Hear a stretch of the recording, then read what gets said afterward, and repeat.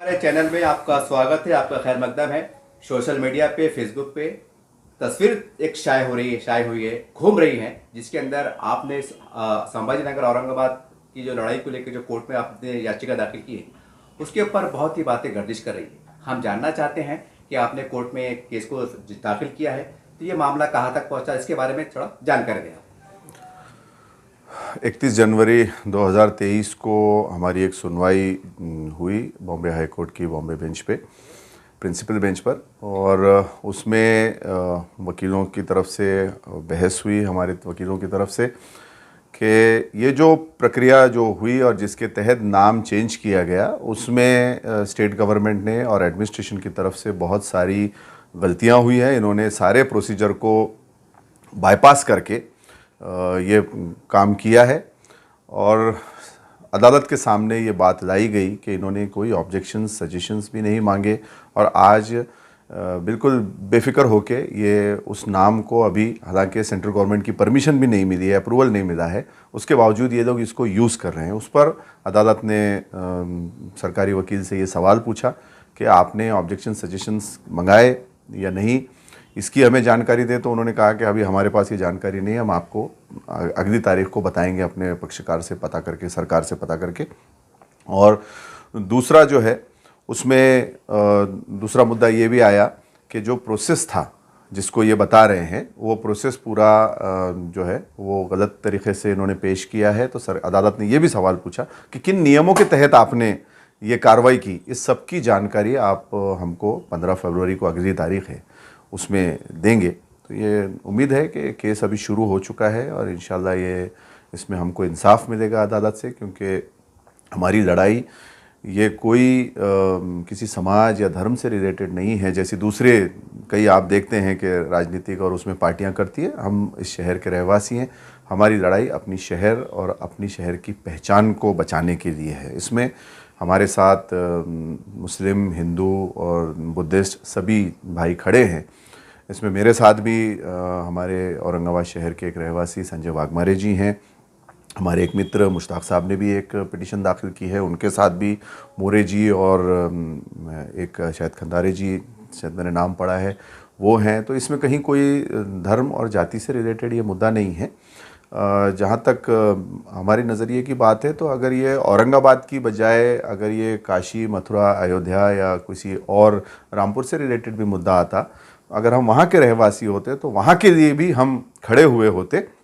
ये जो एक बीजेपी, आरएसएस और एक ये जो सोच चली है ये लोगों की कि भाई नामों को और शहरों को किसी धर्म और जात से रिलेटेड ये लोग देखते हैं, तो ये बहुत गलत बात है। ये मुल्क सबका है। हमारा मानना है कि हिस्ट्री जो कोई है वो सब हमारी है, चाहे वो शिवाजी महाराज से रिलेटेड हो, संभाजी महाराज से रिलेटेड हो, औरंगज़ेब से रिलेटेड हो, या आपके टीपू सुल्तान से रिलेटेड हो, या महाराणा प्रताप से रिलेटेड हो, सम्राट अशोक से रिलेटेड हो, किसी से भी रिलेटेड हो, ये सब हमारे हिस्ट्री का पार्ट है और हम अपने हिस्ट्री पर गर्व करते हैं। और हमको हिस्ट्री के ऊपर कोई ऐसे मुद्दों के लड़ने की बजाय हमको इस शहर में, इस मुल्क में विकास कैसा लाया जा सकता है और इस मुल्क को हम आगे कैसे ले जा सकते हैं, उसके ऊपर जाना है। ये हमारी पहचान है, हम अपनी 400 साल पुरानी पहचान को बिल्कुल नहीं खोना चाहेंगे। सर, आपने ये केस को लेके लड़े हैं, आगे आ रहे हैं। औरंगाबाद का नाम समझते हैं कि सदियों पुराना है, कह सकते हैं सैकड़ों साल पुराना है। तो इसके डॉक्यूमेंट जमा करना, इसकी हिस्ट्री को जमा करना, कितने तकलीफ का सामना करना पड़ा, कितना संघर्ष करना पड़ा, इसके बारे में बताएंगे आप। जब मैंने अपने डिस्ट्रिक्ट प्रेसिडेंट के पद से रिज़ाइन किया, उसके बाद मैंने औरंगाबाद के जो हिस्टोरियंस हैं, चाहे वो हमारे खालिद भाई हों या रमज़ान सर हों और दीगर लोगों से भी मैंने बात की। उसके बाद आपके पश्चिम महाराष्ट्र भी मैं लगभग 6-7 बार गया। वेस्टर्न महाराष्ट्र में जो हमारे जो हिंदू भाई हैं, हिस्टोरियंस बड़े बड़े, उनसे भी मैं मिला जो हिस्ट्री पे काम करते हैं। बॉम्बे तक भी गया, चाहे कोल्हापुर, सोलापुर, सातारा, सांगली, उधर सब तरफ में जाके आया, पूना। वो सारे डॉक्यूमेंट्स देखने के बाद ये पता चला कि ये जो मुद्दा है ये कहीं भी रिलीजन से रिलेटेड था ही नहीं। वो जो भी लड़ाइयाँ हुई पास्ट में, पहली चीज़ तो मैं ये क्लियर कर दूँ कि औरंगाबाद की सरजमीन के लिए कभी भी मराठा रजीम जो उस समय थी, चाहे वो भोसले परिवार की, और इधर से चाहे वो अहमदनगर की रजीम हो या मुग़ल रजीम हो, इनके बीच यहाँ की सरजमीन के लिए कभी कोई लड़ाई नहीं हुई। जिस तरीके से ये कुछ पॉलिटिकल पार्टियां और उनके सुप्रीम लीडर्स बताते हैं, ऐसी कोई लड़ाई कभी हुई ही नहीं। जो भी लड़ाइयाँ हुई वो वेस्टर्न महाराष्ट्र साइड के सरजमीन के लिए और वहाँ के उसके लिए हुई, अहमदनगर के आगे की। तो बिना कारण हमको इसका पार्टी बना के हमारे शहर का माहौल ख़राब करने की कोशिश की जा रही है। ये शहर जो था ये 400 साल पहले मलिक अंबर ने बसाया था। उसके बाद जहांगीर और शाहजहां के बाद औरंगज़ेब ने इसको मलिक अंबर से कॉन्कर किया था, और उसके बाद यहाँ पे औरंगज़ेब ने काफ़ी यहाँ पे डेवलपमेंट करवाए उन्होंने, और उसके बाद निज़ाम सरकार आई, और निज़ाम सरकार के बाद भारत सरकार आई। तो इस सरजमीन पे कभी भी ये राजाओं के अलावा किसी का यहाँ पे राज्य नहीं रहा। उससे पहले लगभग तुगलक और यादव्स का जिक्र आता है, वो 13th और 11th सेंचुरी में, लेकिन ये सरजमीन जो थी ये बैरन लैंड थी, यहाँ कुछ भी नहीं था। तो ये जो सारा एक झूठ गढ़ा गया शिवसेना के सुप्रीम लीडर द्वारा 1988 में कि महाराज को यहाँ लाके कैद किया गया और ये सब किया गया, तो उस चीज़ की भी हमने तस्दीक की वहाँ पश्चिम महाराष्ट्र जाके हिस्टोरियन से। तो पता ये चला कि महाराज को जो है, संभाजी महाराज को, वो आपके पूना डिस्ट्रिक्ट के अंदर एक गांव है, मेरे ख्याल से तुड़ापुर नाम है उस जगह का, जो आलंदी के पास है। वहाँ उनको जो है सज़ाए मौत दी गई थी। लेकिन उसमें जो है जो लोग मुलविस थे, मैं वो हिस्ट्री के पार्ट में नहीं जाना चाहता, लेकिन ये जो बताया गया है वो सारी हिस्ट्री वैसी नहीं है। और उसके बाद उनकी जो समाधि है वो आपके, जो आप पुणे जाते वक्त आपको भीमा कोरेगांव लगता है, उसके राइट साइड में वड़ू बुद्रुक एक नाम से जगह है। वो वड़ू बुद्रुक में महाराज की बड़ी समाधि बनी हुई है। हम लोग वहाँ भी जाके अभिवादन करके आए हुए हैं। तो वहाँ पे है। औरंगाबाद से ये लोगों ने जो हिस्ट्री जोड़ी है वो बिल्कुल ही गलत है, और आपके माध्यम से भी लोगों तक ये बात जानी चाहिए कि ये कोई धार्मिक मुद्दा नहीं है, और इसके बारे में चाहें तो हम एक डिटेल बाद में वीडियो कर सकते हैं। ये सिर्फ लोगों को मूल मुद्दों से भटका कर लोगों की ज़िंदगियों के साथ खिलवाड़ हो रहा है। पॉलिटिकल पार्टीज़ इसके अंदर सत्ता में बनी रहना चाहती हैं। आप देख सकते हैं कि जब से 30-35 साल से ये मुद्दा राजनीतिक हलकों के द्वारा जनता में लाया गया है, उसके बाद औरंगाबाद का विकास जो है वो एक तरीके से रुक गया है।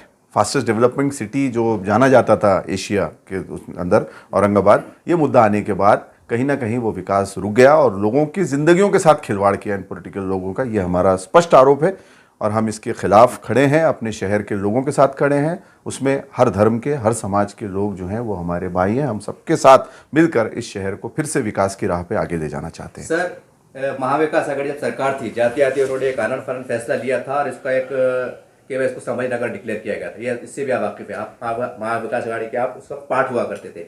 और उस वक्त हमने देखा औरंगाबाद शहर के अंदर तमाम पॉलिटिकल पार्टीज में, कांग्रेस है, राष्ट्रवादी है, एमआईएम है और जो भी सेकुलर अपने आप को कहते हैं, वो उन्होंने अपने सुविधा गेस्ट हाउस में एक मीटिंग लिए थे।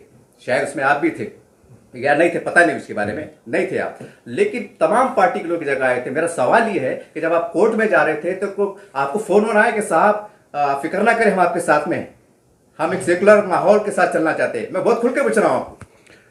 जिस वक्त वो मीटिंग हुई उस वक्त मेरी तरफ से एक नुमाइंदे उस मीटिंग में शामिल हुए थे। मैं उस वक्त ये बात क्लियर करना चाहूँगा कि जिस वक्त वो मीटिंग औरंगाबाद में चल रही थी, उस वक्त मैं संभाजी महाराज की समाधि पर उनको अभिवादन दे रहा था, वहाँ अभिवादन पेश कर रहा था। क्योंकि हमारा, मैंने जैसे कहा कि ये झगड़ा कोई रिलीजन से रिलेटेड नहीं है। कुछ लोगों ने ये मुद्दा पेश करने की कोशिश की थी, और ये जितने भी लोगों ने, चाहे वो शिवसेना के और इनके लीडर्स हैं, इन्होंने क्रांति चौक पे बड़े बड़े झंडे लहरा कर ये नाचे। मैं इनसे भी सवाल करना चाहूँगा कि आप आखिरी बार संभाजी महाराज की समाधि पर कब गए थे अभिवादन देने के लिए? यहाँ आपको क्रांति चौक के पास में नाचने में बड़ा मज़ा आया, लेकिन वहाँ पे जाके आपने एक छोटा सा फूल भी संभाजी महाराज की समाधि पे नहीं रखा। मैं वहाँ जाके आया हूँ, मैंने वहाँ से तफ्तीश भी की कि कोई आया क्या, तो उन्होंने बोला सर साल भर में तो आपके पास से कोई भी नहीं आया यहाँ पे। तो ये सवाल रहेगा ठाकरे परिवार से, फडणवीस जी से, शिंदे सरकार से, यहाँ के बड़े बड़े जिम्मेदार और मंत्री और अहदेदारान से कि आप लोग आखिरी बार संभाजी महाराज की समाधि पे कब गए थे। और जहाँ तक केस करने की बात है, तो ये केस मैंने बजाते खुद अपनी तरफ से किया है। इसमें मेरे साथ जो है लड़ाई में खड़े होने के लिए एक सपोर्ट के तौर पे संजय वाघमारे जी मेरे साथ इसमें शामिल हुए हैं। मैं उनका शुक्रिया अदा करता हूँ। और बाकी इसमें जो भी अखराजात खर्च ये सब हो रहे हैं, मैंने अपने तौर पे, शाही मस्जिद में भी एक मीटिंग हुई थी, उसमें मैंने कह दिया था कि ये सारा खर्च मैं अपनी तरफ से करूँगा। और ये लड़ाई जो है ये हम चाहेंगे कि ये शहरवासियों की हो और ये शहर के अंदर अमन बना रहे, हिंदू मुस्लिम सौहार्द बना रहे और ये शहर को फिर से विकास की तरफ ले जा सकें। सर एक सवाल है कि आपसे सवाल ये है, देखिए कि जाहिर सी बात है अभी मामला कोर्ट में गया है, इस पर एक नए सिरे से राजनीति भी होगी, ये माहौल हो सकता है कि आने वाले वक्त में और गर्मा जाए। तो मेरा खुला सवाल ये है कि तमाम सेकुलर पार्टियों के नेता, चाहे इसमें हिंदू हो मुसलमान हो, आने वाले वक्त में जब लड़ाई तेज होगी तो उनसे आपका क्या आह्वान है उस सूरत हाल को देखते हुए? अगर वो अपने आप को नेता मानते हैं इस शहर का, जो भी कोई हो, तो उन्होंने इस लड़ाई में खुल के शामिल होना चाहिए, क्योंकि किसी नेता या अधिकारी या कुछ भी बनने से पहले आप एक शहर के बाशिंदे होते हैं, किसी शहर के बेटे होते हैं। वो मुझे लगता है कि हर एक का ये फ़र्ज़ बनता है कि वो इस लड़ाई में शामिल रहे। मेरा ये मानना है कि जैसे मैंने पहले भी आपसे कहा कि चाहे वो औरंगाबाद हो, चाहे आपके अयोध्या हो, वृंदावन हो, मथुरा हो, जहाँ का भी बाशिंदा हो, वो उस शहर से, अपनी सरज़मीन से प्यार करता है। इतिहास में क्या हुआ था, अगर उस पर कोई भी आपको गलत हिस्ट्री पढ़ाएगा और उसमें आप लग जाएंगे, तो आज की जो नस्ल जिंदा है और आने वाली जो नस्लें हैं वो उनके साथ नाइंसाफ़ी होगी। इसीलिए ये सारी बातों को इतिहास के तौर पे देखना चाहिए। उसके अंदर कोई रिलीजियस एंगल देख के माजी की बातों से फ्यूचर में या प्रेजेंट में झगड़े नहीं लाने चाहिए। एक सुनवाई हुई, इसके बाद आपको क्या लगता है, कोर्ट से क्या उम्मीद है आपको पहली सुनवाई होने के बाद? जिस तरीके से कोर्ट ने सरकार से सवाल पूछा और उनको सारे अपने फैक्ट्स रखने के लिए कहा कि कैसे उन्होंने क्या किया, ऑब्जेक्शंस मंगाए, और जहाँ तक हमारी जानकारी है इन्होंने ऐसा कोई प्रोसेस नहीं किया है, ना इन्होंने कोई सजेशन ऑब्जेक्शन मंगाए। और जो सेंट्रल गवर्नमेंट के जो ब्रॉड प्रिंसिपल्स हैं, बोर्ड ऑफ जो इसमें जो गाइडलाइंस हैं कि जिसके तहत ये नाम चेंज किया जा सकता है, हमने जहाँ तक स्टडी की है उसके हिसाब से हमको लगता है कि इस सारी बातों की धज्जियाँ उड़ाई गई हैं प्रशासन द्वारा और राज्य सरकार द्वारा। वो ब्रॉडर प्रिंसिपल्स के अंदर साफ लिखा है कि किसी शहर का नाम अगर रखा जाता है तो पहली चीज़ तो ये है कि हिस्टोरिक जगह का नाम नहीं बदला जाना चाहिए और नहीं बदला जा सकता। तो ये कहते हैं कि दो Aurangabad is a historic city, हालांकि औरंगाबाद हिस्टोरिक सिटी है लेकिन इसका नाम बदल देना चाहिए। तो पहली चीज़ तो ये वहीं कॉन्ट्रडिक्ट करती है लीगल पॉइंट से, जो अदालत में बाद में इसमें होने वाली है सारी बहसें। उसके बाद दूसरा बोर्ड ऑफ प्रिंसिपल्स ये कहता है कि जो लोग आदी हो चुके हैं जो नाम के, वो नाम नहीं बदला जाना चाहिए अनलेस कोई स्पेशल रीज़न हो।